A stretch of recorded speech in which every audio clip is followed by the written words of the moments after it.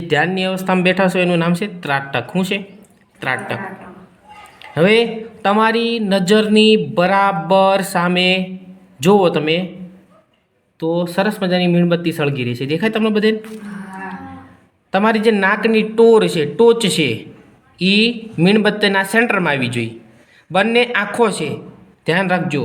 તમારી બંને આંખો છે, જ્યોત જો ઉત્તર દિશામાં ફરે તો ઉત્તર બાજુ ફરવી જોઈએ ને દક્ષિણ બાજુ ફરે તો દક્ષિણ બાજુ, એટલે ઉત્તર દક્ષિણમાં જ ફેરવવાની છે. આ ક્રિયા તમારે 3 થી 4 મિનિટ કરવાની છે.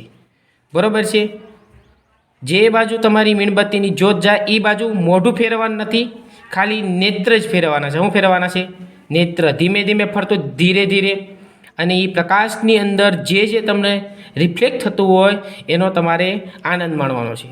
આના દ્વારા આ પ્રક્રિયા કરવાથી તમારું મન શાંત થાય, વાંચનમાં પૂરતું ધ્યાન આવે.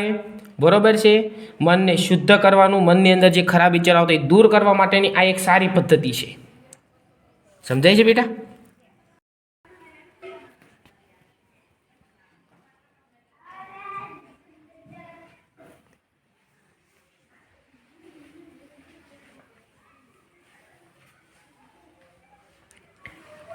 જે બાજુ મીણબત્તીની જ્યોત રિફ્લેક્ટ થાય એ બાજુ ખાલી નજર જ તમારી ફરવી જોઈએ. હું તમારી બંને નેત્ર જ ફરવા જોઈએ.